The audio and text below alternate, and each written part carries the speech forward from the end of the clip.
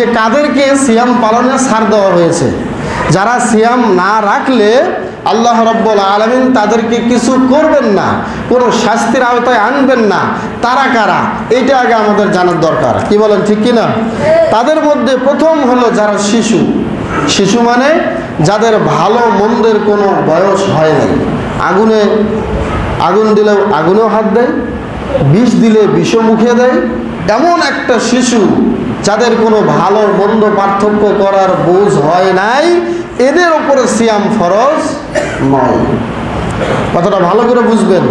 কিন্তু আপনার ছেলের বয়স হয়েছে 7 বছর, সে সবই বোঝে। হয়তোবা অনেকে 10 বছরেও সহজে কিছু বুঝতে পারে না, সবার মাথার ব্রেন এক হয় না। সব সময় এই মাসআলাগুলো ভিত্তি করবে সন্তানের বুঝের ওপরে ভিত্তি করে। তার বয়সটা আগে বিষয় নাই, বয়সটা হলো পরে। দেখবেন হাদিসে এসেছে নামাজের ইমামতি করবে কে? যে সবচেয়ে কোরআনের কারি। এটা হচ্ছে ইমামতি করার যোগ্যতার মাপকাঠি। পরের কোনো বিশ্বনবী বলেন যে ফাইন কানু ফিল কিরাআতি সাওয়াআন, যদি সবাই কিরাতের দিক দিয়ে সমান হয় তাহলে সিয়াম রাখবে কে, ইমামতি করবে কে? বিশ্বনবী বললেন যারা 10 জন মুসল্লি আছে সবাই কারি, কোরআনের হাফেজ, এই 10 জনের মধ্যে ইমামতি করবে সেই যে আগে মসজিদে এসেছে। দেখেছেন ইসলামের যেই এটা ভারসাম্যতা কত সুন্দর।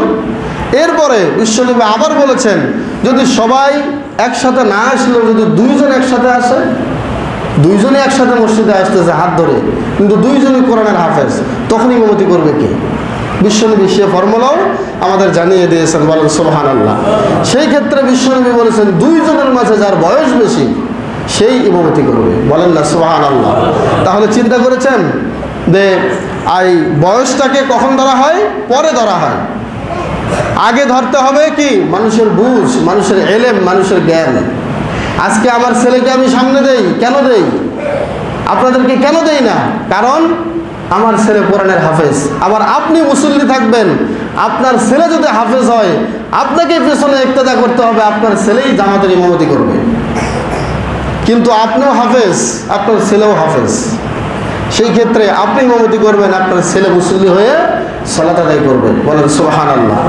এগুলো হচ্ছে ইসলামের কি ফর্মুলা এবং ভদ্রতা, নম্রতা। তো আমি যেটা বোঝাতে চাচ্ছিলাম, বিশ্বনবী নবী মুহাম্মদ রাসূলুল্লাহ সাল্লাল্লাহু আলাইহি ওয়াসাল্লামের থেকে আমরা যা জানতে পাই, প্রথম হলো যারা শিশু বাচ্চা, যারা বয়সে অল্প, হয়তোবা বুঝেও তারা অনেক কিছু বোঝে না, এইরকম শিশুদের উপরে সিয়াম আল্লাহ ফরজ করেন না, এদেরকে আল্লাহ ছাড় দিয়েছেন। নাম্বার 2 নম্বর হলো যারা পাগল মানে দেখবেন অনেক পাগল যেগুলো আপনারা রাস্তায় দেখেন, মূলত এগুলোকেই পাগল বলা হয়েছে।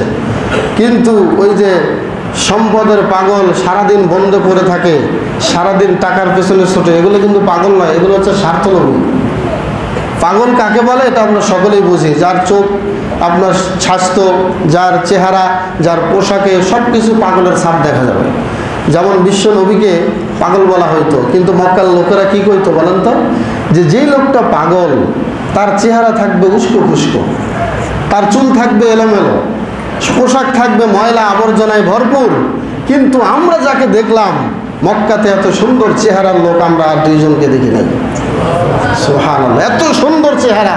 আয়েশা রাদিয়াল্লাহু আনহা বর্ণনা করতে গিয়ে বলেছেন, যারা ইউসুফ নবীকে দেখতে গিয়ে হাত কেটে ফেলেছিল, তারা যদি আমার স্বামী মুহাম্মদকে দেখতো তারা তাদের কলিজা কেটে ফেলতো, টের পেত না। সুবহানাল্লাহ, এত সুন্দর চেহারার লোক ছিল বিশ্বনবী মুহাম্মদ রাসূলুল্লাহ সাল্লাল্লাহু আলাইহি ওয়াসাল্লাম। পাগলের উপর থেকে আল্লাহ রাব্বুল আলামিন সিয়ামকে ছাড় দিয়েছেন। যতক্ষণ পর্যন্ত তার আকল না আসবে, জ্ঞান ফিরে না আসবে, ততক্ষণ পর্যন্ত আল্লাহ তার উপরে সিয়াম ফরজ করেন নাই। 2 নম্বর গেল। 3 নম্বর হলো অক্ষম ব্যক্তি। অক্ষম মানে এই রমজান মাসের হয়তোবা 5টি সিয়াম তিনি রেখেছেন, কিন্তু 6 নম্বর সিয়ামে গিয়ে লোকটার এমন অসুখ হয়ে গেল তিনি আর সিয়াম রাখতে পারছেন না। এই ব্যক্তিকে সাময়িক সময়ের জন্য ছাড় দেওয়া হয়েছে। যখনই তিনি সুস্থতায় ফিরে আসবেন তখনই তাকে সিয়াম রাখতে হবে। কথাটা বুঝতে পারছেন তো সবাই? একজন ব্যক্তি টানা অসুস্থ, মোট কথা লোকটার বয়স 90 বছর, এই লোকটা বিছানায় শুয়ে কাতরাচ্ছে, এখন মুমূর্ষ অবস্থা, এই লোকটাকে সিয়াম রাখতে আল্লাহ বলেন নাই, বরঞ্চ ফাফিদিয়াতুন তুআম মিসকিন, যেটা আল্লাহ কোরআনে বলেছেন যে মিসকিনকে খাদ্য দেওয়ার মাধ্যমে তার সিয়ামের হক আদায় করে নিতে হবে। কিন্তু যেই লোকটা সুস্থ হওয়ার আশঙ্কা আছে, সাময়িক সময়ের জন্য অক্ষম, কিন্তু পরবর্তীতে হয়তোবা রাখতে পারবে, তার জন্য সিয়াম অন্য কেউ রাখতে পারবে না। যারা একেবারেই বিছানায় শুয়ে আছে আর সুস্থ হওয়ার সম্ভাবনা নাই, তাদের ক্ষেত্রে এই কথা যে তাদের সিয়াম অন্য কোনো মিসকিন বা অসহায় মানুষকে খাদ্য খাইয়ে তাদেরকে সিয়াম রাখা যাবে। গেল 3 নম্বর। 4 নম্বর হলো গর্ভধারিণী মা, যাদের পেটে বাচ্চা আছে, এদেরকে হাদিসে এই কোরআনুল কারিমের সূরা বাকারার 186 নম্বর আয়াতে তাফসিরে এদেরকে এই শ্রেণীর মা বোনদেরকে ফামান কানা মিনকুম মারিদন, এই যে অসুস্থ, এর মধ্যে নিয়ে আসা হয়েছে। তাফসির ইবনে কাসির খুললে আপনারা পাবেন, যারা অসুস্থ, এটা এক প্রকার পেটে বাচ্চা ধারণ করে সিয়াম রাখা, এটা অনেকের পক্ষে সম্ভব হয়, অনেকের পক্ষে হয় না। সেই ক্ষেত্রে আল্লাহ এদেরকে অসুস্থতার মধ্যে নিয়ে এসেছেন।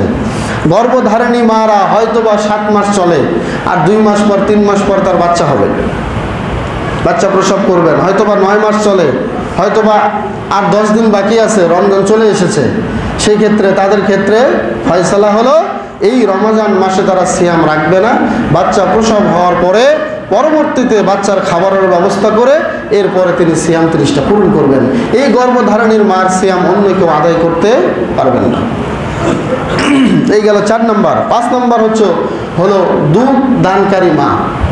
সন্তানকে দুধ দিতে গিয়ে যদি দুধ বুকে থেকে বের না হয়, সেই ক্ষেত্রে সাময়িকের জন্য তার সন্তানের দিকে খেয়াল রেখে সন্তানকে দুধ পান করিয়ে পরবর্তীতে সিয়ামগুলো আগামী রমজান আসার আগে এই সিয়ামগুলো আদায় করতে হবে। এরপরে মুসাফির, যেটা বললাম, মুসাফিরদের আল্লাহ কোরআনেই ঘোষণা করেছেন। এবার আসুন, যারা যে এই 5 পরপর 6টি কারণ আমি বললাম, 6 শ্রেণীর ব্যক্তির কথা আমরা স্পষ্ট পাই, এদেরকে আল্লাহ রাব্বুল আলামিন ছাড় দিয়েছেন সিয়াম পালনে।